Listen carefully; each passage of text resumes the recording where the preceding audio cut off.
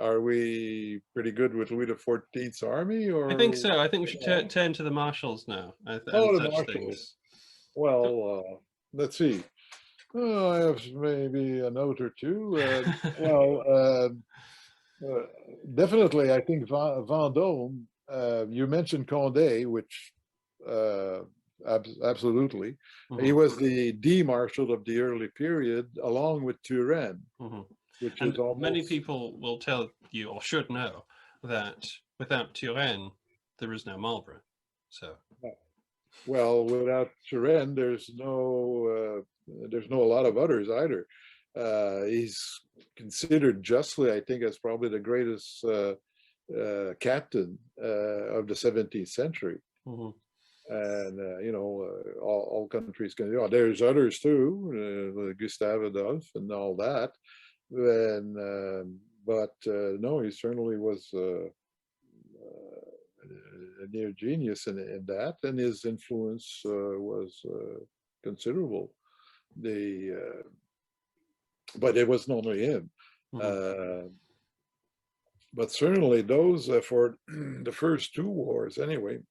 Excuse me. Uh, the War of Devolution, and then the war where Condé did his thing, but it wasn't a very large war and didn't last very long, but it further deepened the tomb of Spain, which then they lost half of the Spanish Flanders, so that Mhm. was not much fun. And then the Dutch War, but by the Dutch War, Condé was getting pretty old, and Turenne wasn't a spring chicken either, and then he gets killed in 1675 in a sort of secondary battle. But these Yeah. things happen. But all the same, the war goes on, and it's all right. I would say Luxembourg was Mhm. something to worry about if you came to him on the battlefield. There's several others, but Mhm. my one of my favorite forgotten ones is certainly Vendôme, Mhm. who was a royal prince, Mhm. like Condé. The only good royal prince that Louis XIV got, because as you may remember, well, Philip V was also a royal prince, and he was also a battlefield commander at times. But he always liked and deferred to people like Berwick Mhm. or Vendôme Mhm. because he was smart. The other ones, Orleans and Bourgogne in particular, well, they they thought they were Condé, and of course they proved that they weren't.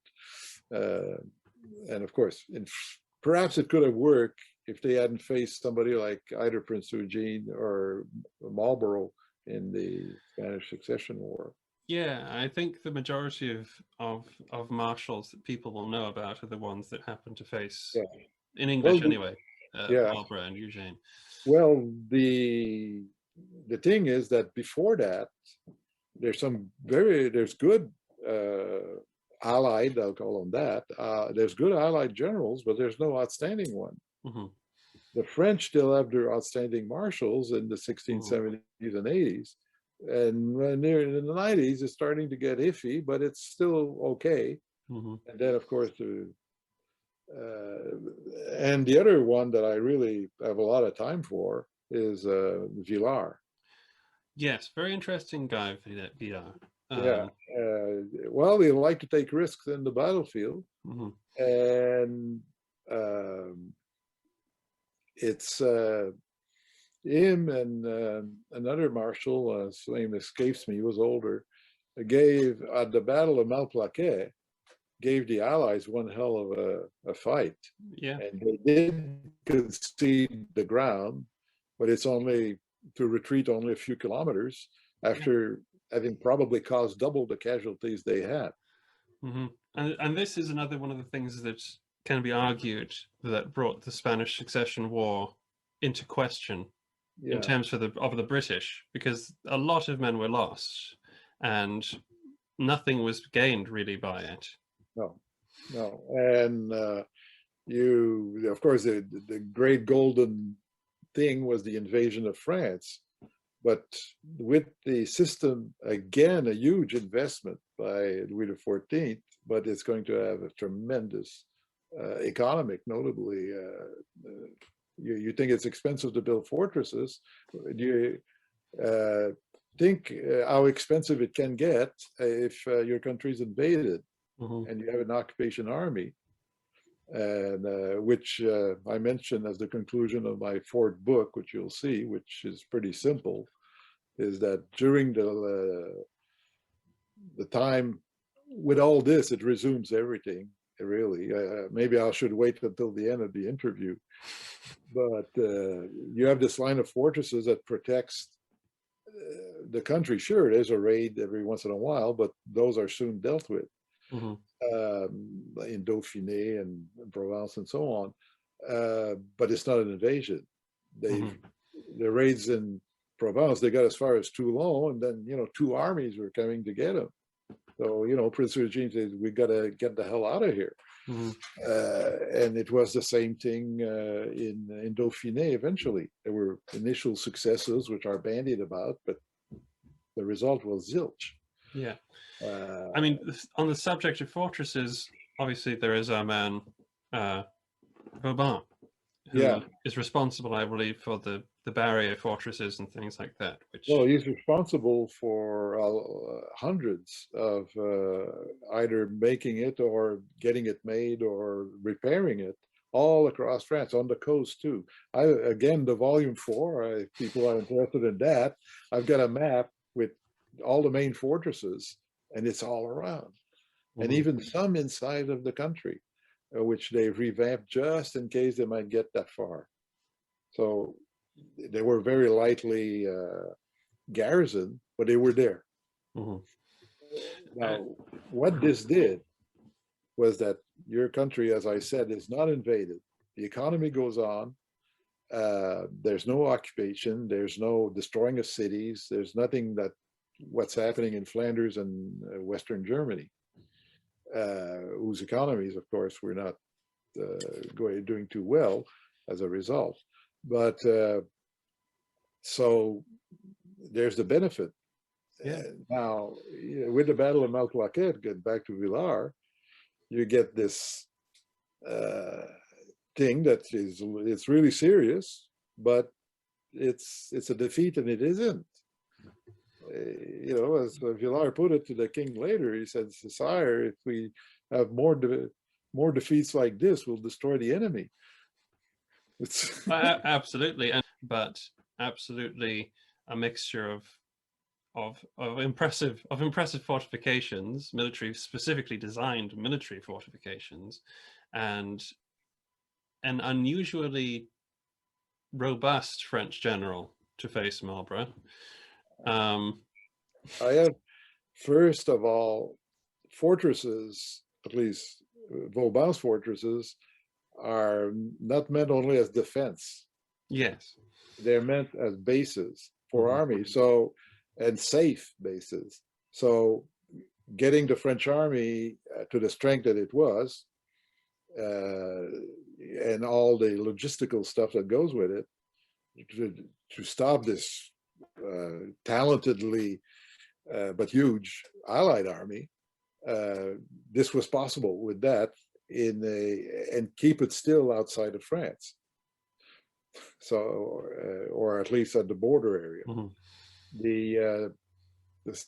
The second thing is that the Sun King realized his mistakes in command. The high command at Malplaquet is no longer a bunch of princes. It's 2 marshals, one senior, one junior, both of them experienced, the younger one being a little more fiery, and he's the senior one, but he gets wounded very badly. That's Villars. And I wonder what would have happened if he hadn't been wounded. I've wondered that too, because the rest of his career is very impressive as well. It's not just... Oh, I'm going to get to that. The couple of years go by, he comes back from his wounds, he's just as fiery as ever, I suppose, and 1712. And to me, that's the year that a lot of things happened, almost like the 1815 for Waterloo. I compare it with that anyway. Okay, the British are out of it, so the British don't talk about it. Well, yeah. They're out of it. But the war's not over. The Austrians and the Germans, they're still in there, and Prince Eugene just tries a pretty good move, and but Villars sets up. He was a guy for the war movement. He was very good, and in this one, it was wild. And Prince Eugene in his memoir says, "Oh yes, I made a mistake then." And of course, Villars saw it, and all of a sudden, the French, the Austrians and the Dutch at their weakest point, and they get wiped out at that place. It's not a huge battle, but that's it. They know now they can't defeat it, and Villars now on a roll. The Austrians and Prince Eugene in the years previously had taken a few fortresses and so on. Within 2 months, they're all retaken. And so, the Austrian emperor said, Prince Eugene, try to negotiate something. And they did. And that was that. And that's, I mean, let's remind people as well, most people know about Marlborough, and as you said before, Eugene is thought of as Marlborough's equal in terms of capability. So that the Villars can best Eugene essentially means he could, given the right circumstances, best Marlborough. And this is for some reason nobody really knows very much about him in English for certain. No, but he was a very much a standout commander. Well, Prince Eugene, one finds eventually things in fact, his memoirs are in English. But it depends what you want to read. It's a lot more fun with the Marlborough. But Eugene, for instance, was, I guess most people don't know that, but the very good, very experienced also against the Ottomans in Hungary. And after this war is over, war goes on because the Austrians are moving to take Hungary and take Belgrade and secure the northern part of the Balkans, and that includes what is now northern Romania. So it's and Eugene was again the master general planner and everything else of that, and the Ottomans had a terrible time. So he was absolutely but like you say, it's unknown, but it's okay. It's that's what videos like this are about. Well, the Austrians will all know about this, but not too much about I don't know, Wolf in Quebec or something like that. I'm sure. And well, there's that. But because if you, of course, you can go in my volume 1 and look at the list of all the marshals with little biographies. And in the biographies, I really had a lot of fun with some of the personal things that went on with some of the marshals and the senior officers. For instance, the Captain General of French cavalry, who ends up being sent to in exile to his castle for moral affairs. Very good man, but he'd written a few too many lewd things, and eventually they were declared, and they seemed, although he would say this happened in antiquity, It was obviously parties at the royal palace, so no, the king, the Sun King was not amused. Mhm. And there's all sorts of other things. The Sun King had some real characters, and the Duc de Lauzun, for instance, was one of them. Not the one of the American Revolution, but one before that. And he was just as much of a colorful fellow. And all I can say is, look at, there's a bit of his biography in volume 1, but there's much more in volume 3 as to his doings with La Grande Demoiselle, who was of the royal family, but a very colorful woman she was. In many ways, I mean, she had the cannon of the Bastille fire on royal troops during the Fronde. There's no end of interesting characters surrounding. Well, this is it. You see, this is the other fun of doing that. You get right into this thing and say, gosh, not only things haven't changed, I think they actually were better for that kind of stuff. I was curious about, with all these sort of characters and people he had as commanding his armies, and he lived a very long time, and he had good batches and bad batches and lucky batches, things like that. When the king is in the field, the Prince of the Blood outranks marshals in the field. That's the rule. Yeah. Now, when the king is in the field, as you said before, he has a choice. He can literally take command of the battle if he wants to. He has that right. He can overrule generals. Did Louis do that? No. Or was he a wise king, as he seems to be, and say, you know what you're doing, and I'll let you do it? Louis was interested in kingship. And if he probably felt that he would not elevate himself by taking command, because then that could have disastrous consequences. Suppose he was killed, for instance, for the kingdom. And so he saw that very, very clearly. He was very interested in military affairs, and of course, very excited on battlefields. He loved it. Told his grandson, who would become Louis XV, on his deathbed, that I have loved wars too much. Don't do that. Well, it's one of those things. And but no, he was chairman of the board. Yeah. That's how he saw himself. And unfortunately, in later reigns, there was no more chairman of the board in France, and hence the decline. But that, you can't blame that on the royals only. I think the 19th century wasn't really all that brilliant after the Franco-Prussian War. For that matter, Napoleon's. Yes. My concluding thing is that, you know, Napoleon had the Arc de Triomphe, wonderful place, great to have a coffee nearby, and just tremendous French architecture.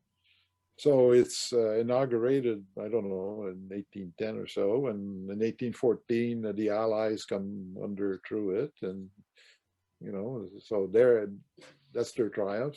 In 1815, then the Germans in 1871,